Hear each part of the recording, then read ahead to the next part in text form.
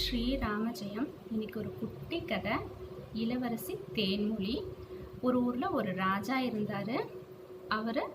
அவருக்கு தன்னுடைய நாட்டை நல்ல முறையில் ஆட்சி செஞ்சுட்டு வந்துட்டு இருந்தார். அவருக்கு 2 குழந்தைகள்.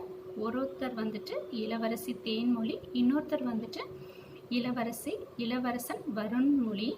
இவங்க 2 பேருமே எல்லா இதுலேயும் திறமையாக இருந்தாங்க. அந்த ராஜா இளவரசியும் சரிசமமாக பார்த்தாரு. இளவரசருக்கு கற்றுக் கொடுத்தது எல்லாத்தையும் இளவரசிக்கும், இளவரசிக்கு கற்றுக் கொடுத்த எல்லாத்தையும் இளவரசருக்கும் கற்றுக் கொடுத்தாரு.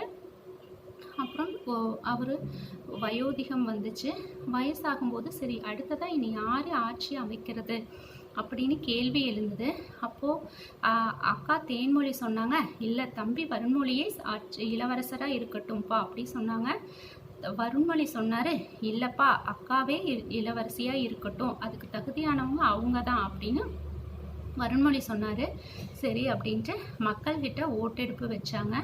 மக்கள்கிட்ட ஓட்டெடுப்பு வைக்கும்போது என்னாச்சு, மக்களும் வந்துட்டு ஈக்குவலாக வருண்மொழிக்கு பாதி பேரும் இளவரசிக்கு பாதி பேரும் ஓட்டு போட்டாங்க. ஸோ நம்ம என்ன நீ அடுத்தது என்ன பண்ணலாம் அப்படின்ட்டு இளவரசர் யோசிச்சுட்டே இருந்தார். ஸோ ஒரு நாள் சாயந்தரமாக தேரில் வந்துட்டு தேர் எடுத்துக்கிட்டு இளவரசரும் இளவரசியும் கோயிலுக்கு போகிறாங்க.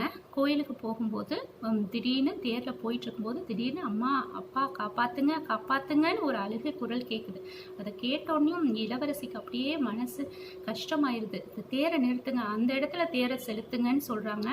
ஆனால் இளவரசர் சொல்கிறாரு, நமக்கு பூஜைக்கு நேரம் முடிஞ்சிடும், நம்ம பூஜை போய் அட்டன் பண்ணணுன்னையும் திரும்ப வந்து பார்க்கலாம் இவங்கள அப்படின்னு சொல்கிறாங்க. ஆனால் இளவரசி இல்லை நம்ம போய் அதை அவங்கள பார்த்துட்டு தான் போகணும், காப்பாற்றுங்கன்னு எங்கே குரல் வருதோ அங்கே போய் பார்க்கணும் அப்படின்ட்டு இளவரசி வந்துட்டு அங்கே போய் பார்க்குறாங்க. அப்போது ஒரு யானை வந்துட்டு, கோயில் யானை ஒரு சேத்துக்குள்ளே உள்ளே மாட்டிடுது. வெளியில் வர முடியாத தவிச்சிட்ருக்கு. மக்கள் எல்லோரும் ஐயோ இந்த யானையை காப்பாற்ற முடியுமா அப்படின்ட்டு எல்லாரும் எவ்வளவோ ட்ரை பண்ணி பார்க்குறாங்க, முடியல. அப்போ இளவரசி தான் கற்றுக்கிட்ட வித்தையை வச்சு திடீர்னு 4 பக்கமும் 4 பெரிய குச்சி மாதிரி நட்டு அதுக்கு மேலே வந்துட்டு ஸ்லாப் மாதிரி எடுத்து வச்சு அதில் ஆட்களெல்லாம் ஏற சொல்லி எல்லாத்தையும் ஒருங்கிணைச்சு யானை கால்களில், யானை சைடில் இதுலாம் கட்டி டக்குன்னு ஒரே இழுப்பாக இழுத்துறாங்க. அந்த யானையும் மேலே வந்துடுது. யானை மேலே வந்தோடனையும் அந்த யானையோட கண்ணில் கண்ணீர் ததும்புது. மகிழ்ச்சி கண்ணீர். இவ்வளோ நேரம் கஷ்டப்பட்டோமே, இப்போ இளவரசி நம்மளை காப்பாற்றிட்டாங்க அப்படிங்கிற ஆனந்த கண்ணீர். இந்த நிகழ்ச்சியை கேள்விப்பட்டு அரசரும் ராஜாவும் அந்த இடத்துக்கு வந்துடுறாரு. வந்தோடனையும் அந்த இடத்துலையே சொல்லிடுறாரு, நம்ம இளவரசி தேன்மொழி தான் இந்த நாட்டு மகாராணி.